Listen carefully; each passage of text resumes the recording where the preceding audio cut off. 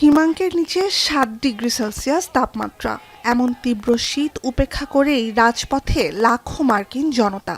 দ্বিতীয় মেয়াদে ট্রাম্প প্রশাসনের প্রথম বর্ষপূর্তিতে বিভিন্ন সরকারি নীতিমালার বিরোধিতায় নিউ ইয়র্ক, লস অ্যাঞ্জেলেস, রাজধানী Washington DC, Minneapolis, San Francisco, Seattle সহ সারা দেশে শহরে শহরে হয় বিক্ষোভ।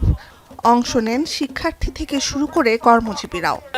U.S. government's attacks on immigrant and U.S. foreign workers alike with the ICE raids.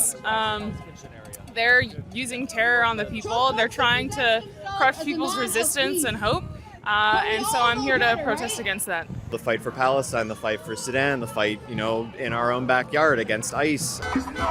ক্ষমতায় ফেরার ১ বছরে গণতান্ত্রিক মূল্যবোধকে বুড়ো আঙুল দেখিয়ে সামাজিক বিভাজন তীব্র করার মতো নীতিমালা গ্রহণ করেছেন ৪৭তম মার্কিন প্রেসিডেন্ট ডোনাল্ড ট্রাম্প, এমন অভিযোগ বিক্ষোভকারীদের। মঙ্গলবার কর্মক্ষেত্র থেকে বেরিয়ে ট্রাম্প বিরোধী বিক্ষোভে যোগ দিয়ে তার সরকারের দখলদারিত্ব থেকে শুরু করে অভ্যন্তরীণ অভিবাসন ও পররাষ্ট্র নীতিমালার বিরুদ্ধে অসন্তোষ জানান বিপুল সংখ্যক মানুষ। দখলদারদের সাথে মিত্রতা নয়, চুরিকৃত ভূমিতে কেউ অবৈধ নয়, এমন নানা স্লোগানে মুখর ছিল বিক্ষোভের ময়দান। Outrageously horrible administration brings me out. I'm a citizen and this is my responsibility. I'm 83 years old. It's not my first demonstration, but the situation now is worse than I ever imagined could be. The list of illegal activities goes on and on and on. I mean, detaining people without due process, abolishing whole departments of government, threatening to take over other parts of the world. I'm repulsed. Harvard University ও University of কানেকটিকাটের সমন্বিত প্রকল্প crowd counting কনসোর্টিয়ামের তথ্য, সংখ্যার দিক থেকে দ্বিতীয় মেয়াদে ট্রাম্প বিরোধী বিক্ষোভ ছাড়িয়ে গেছে প্রেসিডেন্টের প্রথম মেয়াদকেও।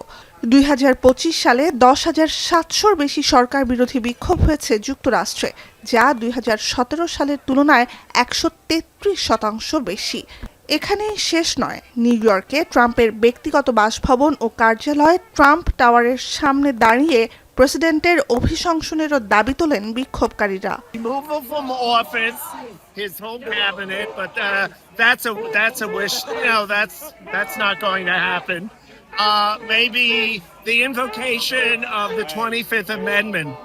I think he's become definitely more erratic, more insane, more out of control since he became president again in January 20th, 2025.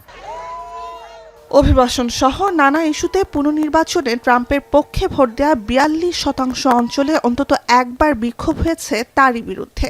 অবৈধ অভিবাসীদের বহিষ্কারের ম্যান্ডেট দিয়েছে ভোটাররাই, দাবি ট্রাম্প প্রশাসনের। অথচ সাম্প্রতিক জরিপ বলছে বেশিরভাগ মার্কিন নাগরিকের অবস্থান অভিবাসীদের ওপর শক্তি প্রয়োগের বিরুদ্ধে।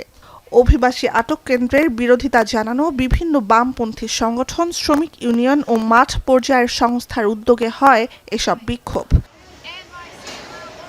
নুজহাত কামাল, এখন বিশ্ব।